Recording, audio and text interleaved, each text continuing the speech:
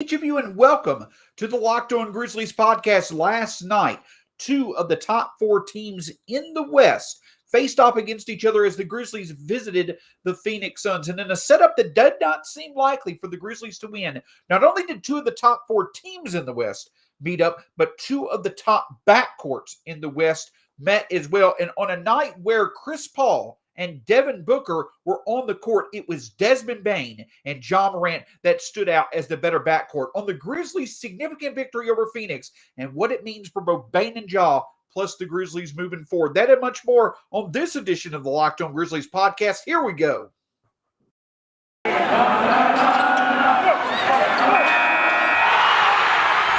are Locked On Grizzlies, your daily Memphis Grizzlies podcast.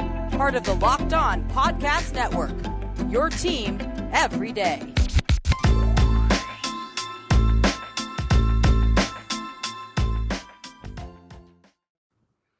Hello to one and all, and welcome to the post-game Tuesday edition of the Locked On Grizzlies podcast, and a very exciting one when it comes to the Memphis Grizzlies. We'll get right into it in just a moment. Of course, you can find myself at StatsSAC on Twitter, the show at Locked On Grizz. You can find the podcast wherever it's available: Spotify, Stitcher, Apple Podcasts, Google Podcasts.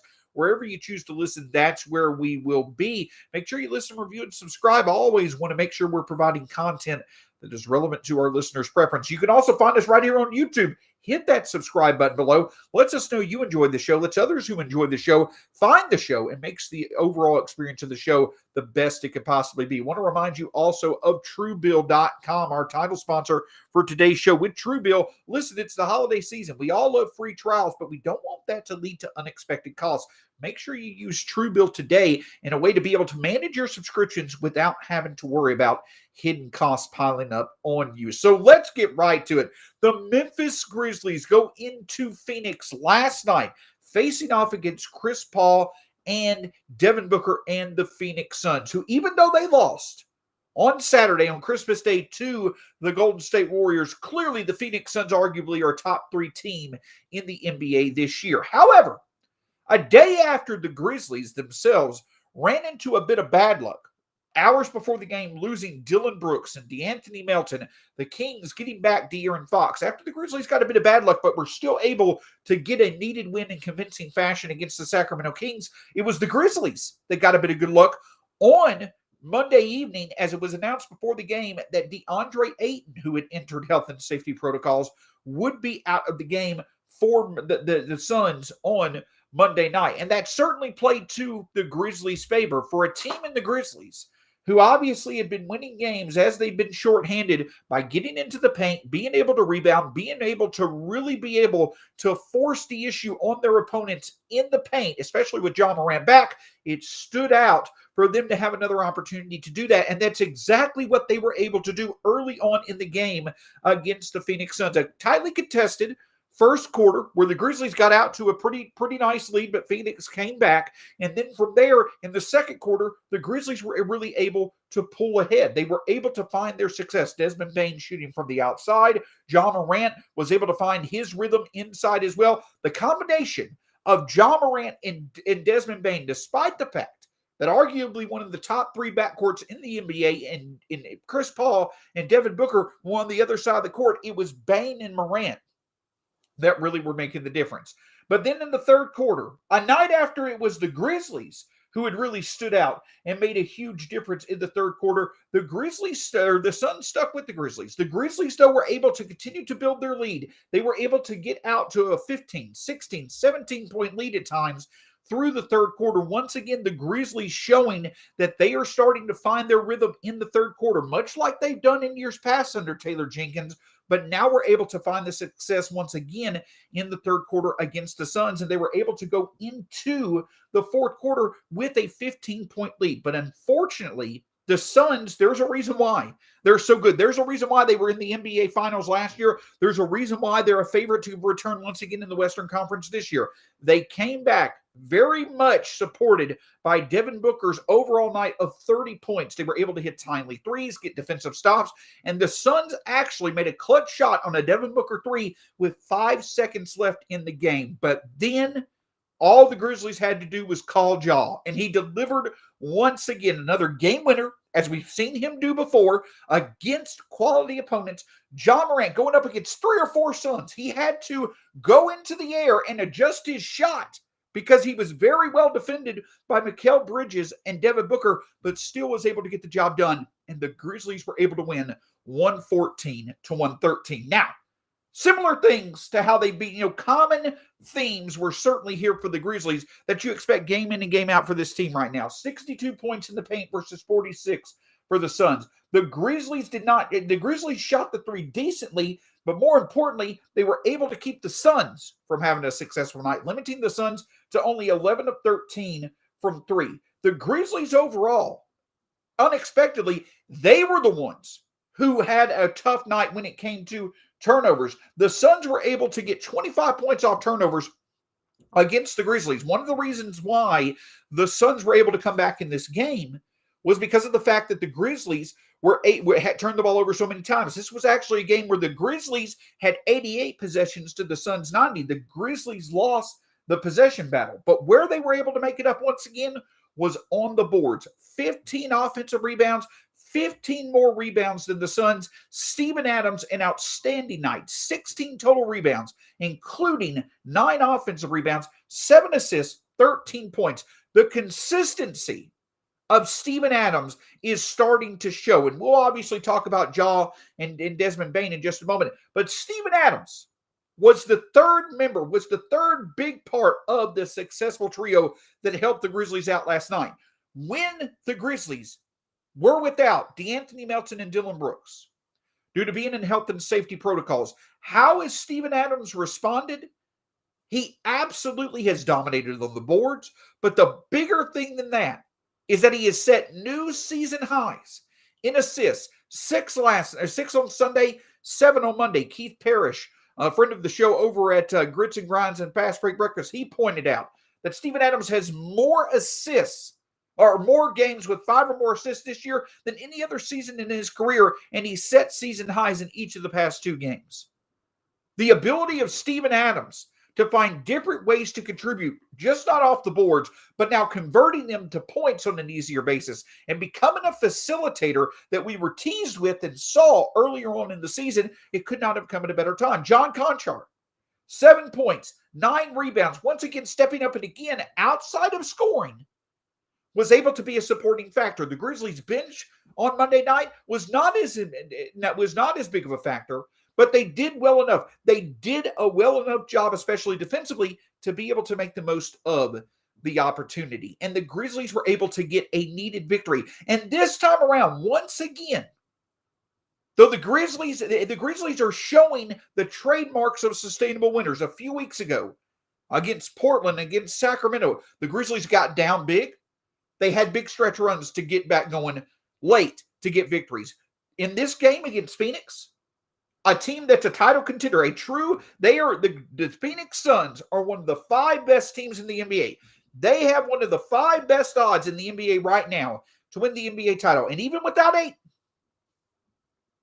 the Grizzlies were up big. Phoenix came back all the way to take the lead, but Ja Morant was the closer. Ja Morant was the closer that he needed to be.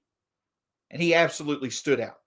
And that's the overall significant thing that comes away from this, beyond the Grizzlies getting a win once again against one of the best teams in the NBA, which we'll talk about in just a moment. But it was the combination of Desmond Bane and Ja Morant, and possibly, without question, actually, their best proof to date of just how good of a backcourt they are.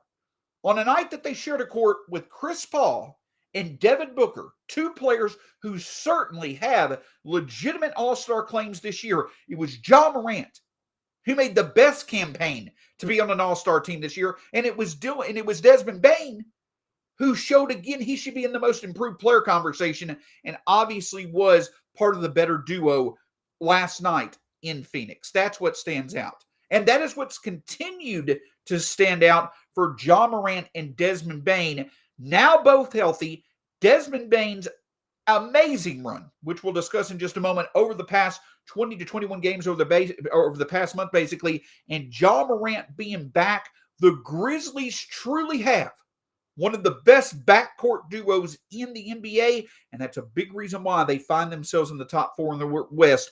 We'll discuss that in just a moment. Before we do, certainly do want to talk about Truebill. Listen, obviously, the Grizzlies have a lot of different options that they like to look at when it comes to their offense, defense, what have you. I'm sure there's plenty of options that you like to look at when it comes to trying out different free trials that are out there, especially during the holiday season. But the thing is, those subscriptions can turn into unexpected hidden costs. And the best way for you to be able to handle that and prevent that from happening is Truebill.com. And the reason why is because on average, Truebill.com saves its users $720 a year from hidden costs. It does a great job of notifying you when a free trial is about to become due and preventing you from getting those hidden costs. And overall, it's just a great way to utilize your bills your subscriptions overall on a monthly basis. Go to Truebill.com/LockedOnNBA. Check out Truebill.com. It could literally save you thousands per year. Check out Truebill.com today.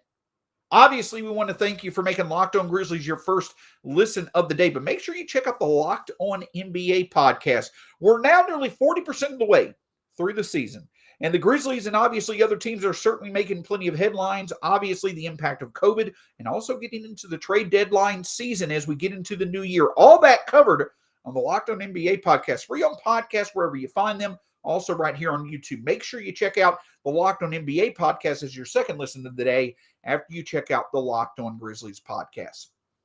So walk through this with me. Right now, the Western Conference truly is the inferior conference in the NBA. There's no doubt about it. I believe that as of right now, there are currently 5 teams in the West that have a winning record. That is correct. Checking right now to make sure. But yes, this is correct. 5 teams in the West currently have a winning record. And at the end of the day, actually 4 teams in the West currently have a winning record as of this show being recorded. And at the end of the day, let's be honest. In the Western Conference, there are tiers. The Golden State Warriors and the Phoenix Suns are in a tier of their own. Utah is in that second tier, and then it's everybody else. However, the Memphis Grizzlies are legitimately the 4th seed in the West right now. 3.5 games up on the next closest team, which is the LA Clippers in the Western Conference. But besides the fact that the Grizzlies' impressive stretch of games in December, and before I get to any other points, I want to make this one point, and I want to make this one point very clear for everybody listening. I said it last week on my Christmas wish list. I want to say it again as clearly as I can make it. Taylor Jenkins is your Western Conference Coach of the Month for December. There's no debate, no discussion, no conversation, no argument that you can come up with for any other coach. Taylor Jenkins is your Western Conference Coach of the Month for December and is making it clear that he absolutely should be in contention for Coach of the Year in the NBA this year. If that does not come to fruition, if Taylor Jenkins does not win Western Conference Coach of the Month for the month of December, it's an absolute travesty and a joke. One of the biggest reasons why the Grizzlies are where they are right now as a team in the Western Conference compared to their peers is because of Taylor Jenkins. Yes, he has his struggles, but damn it, he has shown time and time again that he clearly knows what he needs to do, especially in the big moments, to put this team in the position to win, and that's what they're consistently doing. He's taken this team in less than a month, and a lot of this time without John Morant, from still being looking like a team in a rebuild to looking like a team that is ready to be a sustainable and proven winner. And the results are following with that as well. Taylor Jenkins is your 2021 December Western Conference Coach of the Year. Now I'll get off my soapbox and get back to my point. But obviously, the thing is that the Grizzlies may not be on the same level as a Utah or a Phoenix or a Golden State consistently. But here's a big thing. Here's a big common factor that is standing out as to why the Grizzlies are 4th in the West right now. The Golden State Warriors, the guard play of Steph Curry and Jordan Poole, and Klay Thompson eventually when he comes back. The Phoenix Suns, the guard play of Devin Booker and Chris Paul. Utah, the guard play of Mike Conley and Donovan Mitchell. And the Memphis Grizzlies, in that fourth spot, the guard play of Desmond Bane and John Morant. If you look at the production of starting backcourts in the NBA this season, the Grizzlies are fourth in points per game. They're fourth in field goals made. They're top 10 in field goal percentage per game. Now, the Grizzlies have had a lot of games where they've started three guards. But the point that I'm making is that with each and every game, like last night, where we see John Morant and Desmond Bane become only the fifth combination of Grizzlies players in franchise history to score 30 or more points and the most combined points from a starting Grizzlies backcourt in franchise history, Desmond Bane and John Morant are one of the best backcourts in the NBA. And right now, they are a top 10, top 8. I won't go as far as top 5. But the Grizzlies, between John Morant and Desmond Bane, have one of the best backcourt combinations in the NBA. And the reason why is they complement each other so well. As has been mentioned, John Morant in this year, where he's having an all-star campaign, has stood out as one of the best paint scorers in the league. Obviously, the best guard, the best paint scorer among guards in the NBA. Desmond Bane is now coming into last night's game, was on a 20-game stretch where he had made 63 threes and was shooting 48.4% from three. Over the past month, no player in the NBA shooting as much as Desmond Bane is on a minimum of 100 attempts. Desmond Bane is the most accurate shooter in the NBA. The Grizzlies have a top 20 overall scorer in John Morant at point guard in the league. They have a top 15 shooter in the league in Desmond Bane, the perfect complements for one another. And last night, in which Desmond Bane got a career high and John Morant once again scored 30 points against one of the NBA's elite teams, there's your point of proof.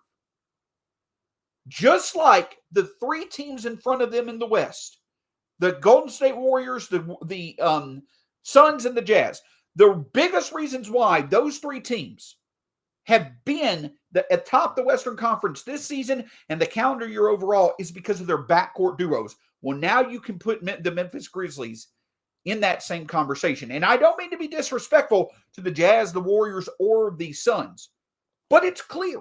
It absolutely is clear that John Morant and Desmond Bane are one of the best backcourts in the NBA, and it's one of the biggest reasons why the Grizzlies not only have earned the position that they've been in to be that fourth team in the West, but why they should be able to sustain that success. With Ja playing like an all-star, Desmond Bane playing like a most improved player, with Ja being a top 20 scorer in the league, Desmond Bane being a top 15 shooter in the league. In today's NBA, productivity on the perimeter, productivity from your guard position is essential to being a sustainable winner. And the Grizzlies have found themselves now with one of the best young backcourt duos in the NBA. And they perform at their best when it counts the most, when it's needed the most against the league's best. Once again, the Grizzlies have now, this season, they have gone on the road and they've beaten Golden State, they've beaten Utah, and they've beaten Phoenix now, including beating Golden State and Phoenix on the second half of back-to-backs. And a big reason why was once again the play of Ja, Desmond, throw Dylan Brooks in there, and you've got one of the best perimeter starting rotations in the league. And it's needed in today's NBA. But the thing about it is this for the Grizzlies, is it's consistent. You saw it from Dylan and Ja in the play-in. You saw it from Dylan and Ja in the playoffs. You saw it from Desmond and Ja when Dylan was out to start the year. You saw it from Desmond and Dylan when Ja was out for much of December. And now you're seeing it once again with Ja and Desmond with Dylan out now. It's amazing how it's interchangeable with that trio. But especially when it comes to Ja and Desmond Bane, last night was the best evidence to date that the Grizzlies truly have one of the best complementary backcourts in the NBA and also one of the most productive. And that is probably the biggest reason why, in my opinion, they not only find themselves in the fourth place in the West with a very, very comfortable position, nothing for them to rest on their laurels for, But they're being 3.5 games up with how much the Western Conference has struggled. The Grizzlies are clearly in a very, very good place. And the biggest reason why is because of their young backcourt.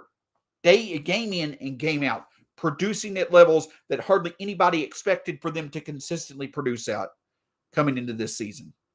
But again, it's not just Ja and Desmond Bane who have really stepped up. Again, Steven Adams, the starting lineup, and the Grizzlies finding their success against the NBA's best. We'll discuss that in just a moment. So the Grizzlies now, I mentioned it, for the first month of the season. We're now 2 months into the season. And for the first month of the season, the Grizzlies were one of probably the more frustrating teams to bet on in the NBA with how much they struggled.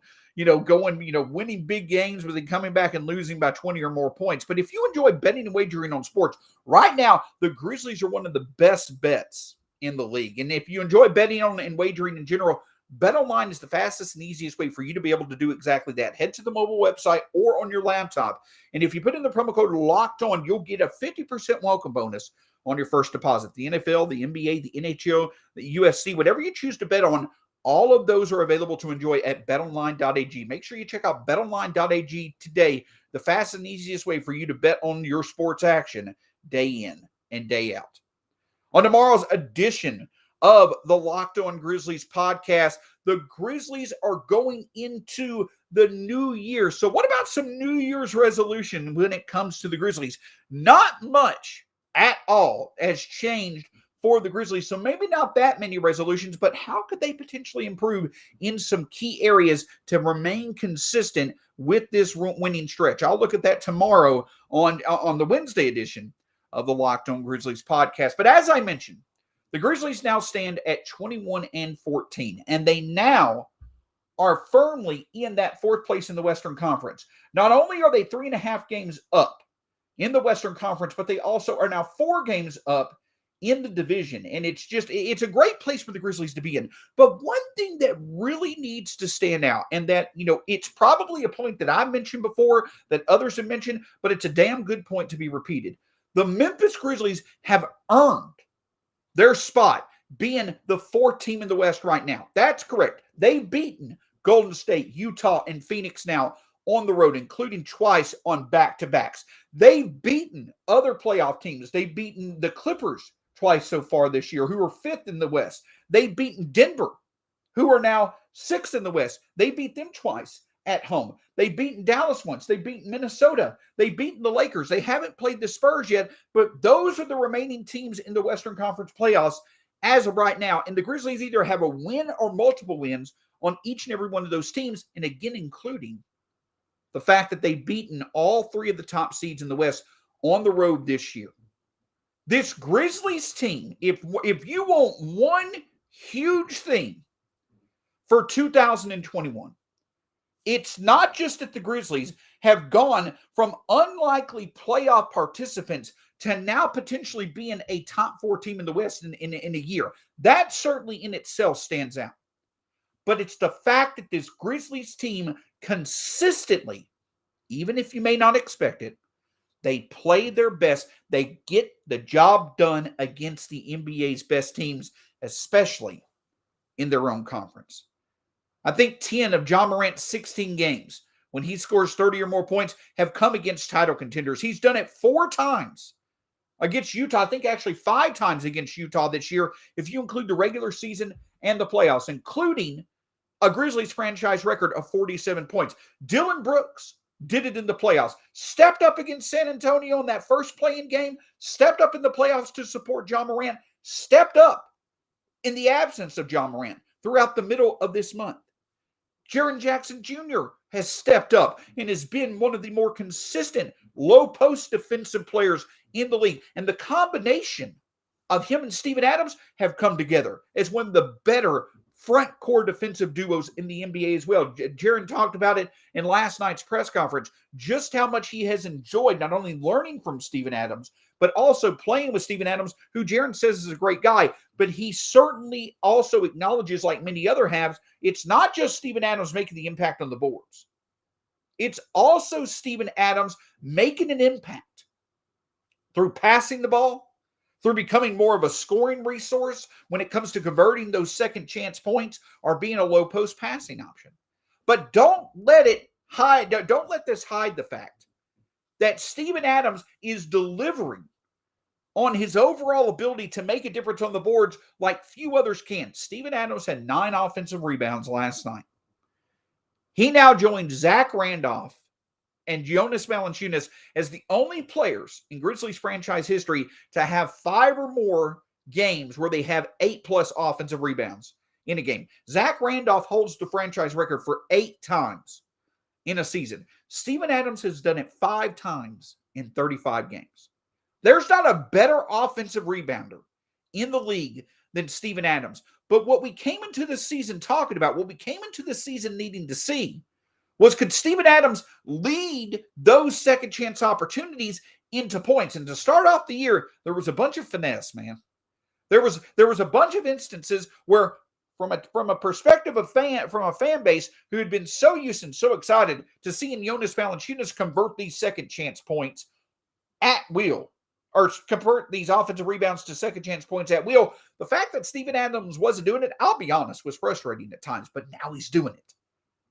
Now he's doing it. And that, again, is another example of just how much this offense is clicking. How the starting lineup, everybody is doing their job. Steven Adams doing his rebounding.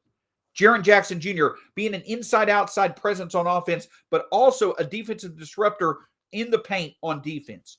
Desmond Bane doing his shooting, John Morant doing his overall scoring and playmaking. Whether you have Dillon leading the defense when he's in there, or you have a John Conchar, for instance, or a DeAnthony Melton who are contributing in a variety of ways, everybody is not only doing their role, they're focused on what they need to focus on. They're focused on the responsibilities that the coaching staff relies on them to do. Every single one of these players are doing their jobs in those roles, either at a significant or elite level. And the numbers show it. Not only this month, but the lineup numbers show it. The defense shows it. You get the combination of John Morant and Desmond Bane, supported by Dillon Brooks and Jaren Jackson Jr., supported by a bench trio of Tyus and Kyle Anderson and DeAnthony Melton, to go along with what should be a top 10 defense for the rest of the season. You've really got a combination absolutely no one wants to see going through this stretch run. I'm not saying that the Grizzlies are going to be this year's version of what the Hawks were last year. I'm not saying that the Grizzlies should be favored even in a playoff series. But what I am saying, and I want to make this as clear as I possibly can, to the level of what I mentioned when it came to Taylor Jenkins winning Western Conference Coach of the Month, which should be without debate. It should already be, that should already be sealed. I will say this, and I will repeat what Jaren Jackson Jr. said as well. The Memphis Grizzlies are a top team in the NBA. They're not one of the 5 best. They're not, in my opinion, a true title contender as of yet. This Memphis Grizzlies team is out of its rebuild process, and they are converting, and they are showing, it's starting to show they have reached that sustainable proven winner status that many of us have wanted to see. And it's not because they're riding this 13 out of 16, 12 out of 17 streak of wins in a month's time frame. It's because when you look at the trademarks that you need to be a sustainable winner in the NBA in today's league, the Grizzlies have them all. Playing like a top-tier defense, a top-tier backcourt, a combination down low that's very versatile, can contribute in many ways, both offensively and defensively, a very good and deep bench, and depth that can step up into bigger roles when it needs to and deliver. Those are the signs of sustainable winners in the NBA. And the Grizzlies are firing on all those cylinders right now. A huge, huge win for the Memphis Grizzlies last night. Their 3-game winning streak is a thing of the past. Who cares? 21-14. 3.5 games up on the 4th spot in the Western Conference. 4 games up in the Southwest Division. One of the best damn backcourts in the NBA. A true most improved player candidate in Desmond Bane. A clear and undisputed 2022 All-Star in John Morant, and your your December of 2021 Western Conference Coach of the Month in Taylor Jenkins. That's a lot of very, very encouraging and very, very exciting labels that I just threw out there. But the key about it is this: all of them have been earned, and the numbers and the vibes and the excitement all suggest that they're going to be sustainable moving forward. Now, the key is to make the most of this opportunity and continue to do it as the tough schedule ends 2021 and we head to 2022. Thanks so much for joining us here on the Locked On Grizzlies podcast. An exciting, encouraging, really fun Western Conference road trip. We'll talk about the Grizzlies coming into the new year, some New Year's resolutions, some fun resolutions when it comes to the Grizzlies on tomorrow's show, and then obviously previewing their game against the Los Angeles Lakers as well. Until then, we'll talk to you again soon. Hit that subscribe button here on YouTube. Check out the show at Locked On Grizz on Twitter, myself at StatsSAC. Always a pleasure. Go Grizzlies. Hope y'all are having as much fun as excitement as I am, and we'll talk to you again soon here on the Locked On Grizzlies podcast.